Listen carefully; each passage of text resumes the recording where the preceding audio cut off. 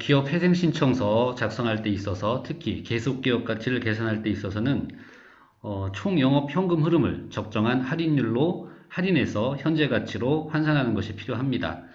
이때 적용하는 할인율은 의형 프리미엄 가산 상한인 6.5%에다가 보통은 3년 만기 국고채 수익률을 가산을 해서 그 합산한 할인율을 적용을 하게 됩니다.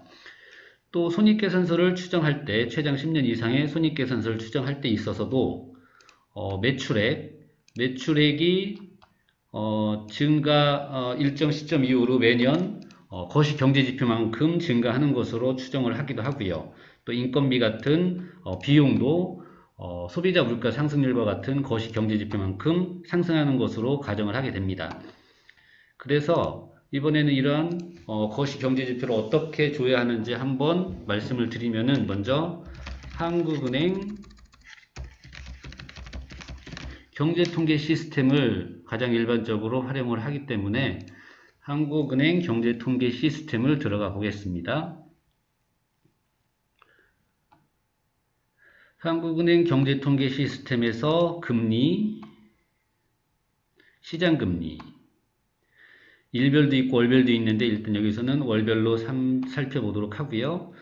보면은 3년 만기 국채 수익률이 있고 체크를 해주시고 어차피 신청일 기준이기 때문에 오래전부터 산정할 필요는 없으니까 최근 2022년 1월과 2월 거를 한번 조회를 해보겠습니다. 시작일을 2022년 1월로 설정을 하면요. 3년 만기 국채 수익률은 1월이 2.06%, 2월이 2.285%가 조회가 됩니다.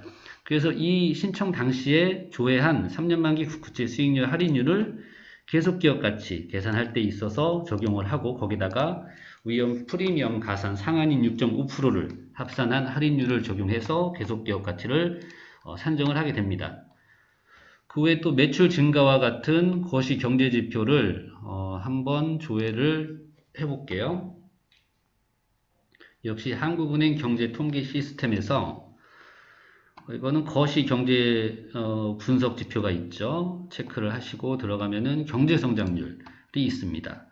경제성장률이 있고 보통 뭐 짧게는 5년, 길게는 과거 10년 평균 경제성장률을 거시경제지표로 적용을 하게 되는데 조회 기간을 한번 2015년부터 한번 설정을 해 보겠습니다. 주기는 연으로 하고요. 조회를 해 보면은 이렇게 우리나라의 지금 연도는 제대로 설정이 안 됐지만 어쨌든 과거부터 현재까지 우리나라의 매년 경제 성장률이 표시가 되기 때문에 짧게는 5년, 길게는 신청 이전에 10년 동안의 평균 경제 성장률을 거시 경제 지표를 활용해서 매출액이나 이런 어떤 손익계산서 계산할 때 있어서 증가하는 것으로 산정을 하면 될 것 같습니다. 그리고 또 하나가 활용할 수 있는 거시경제지표가 국제통화기금 IMF죠.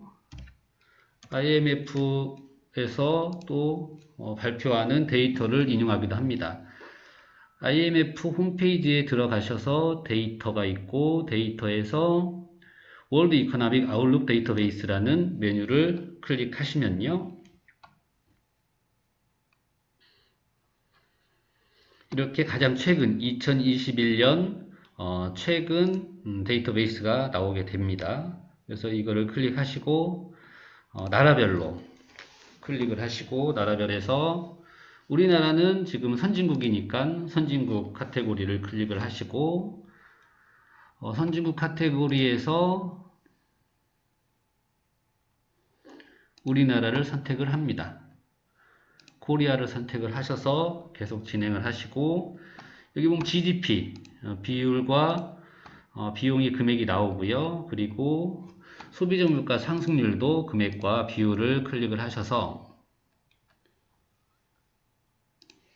계속 컨티뉴 메뉴를 누르시고 보고서를 출력을 하시면은 이렇게 우리나라의 GDP 향후의 예상 GDP 비율이 2022년은 3.29%, 2023년은 2.8%, 2026년 이후는 2.378%로 계속 지속되는 게 나오고, 이거를 매출 증가와 같은 손익계산 수정할 때 있어서 반영할 수 있는 지표로 활용할 수가 있습니다. 일반적으로 그렇게 하기도 하고요. 그리고 소비자 물가 상승률만큼 인건비와 같은 또 경비가 증가하는 것으로 가정을 해서 손익계산서를 추정을 할 수가 있습니다.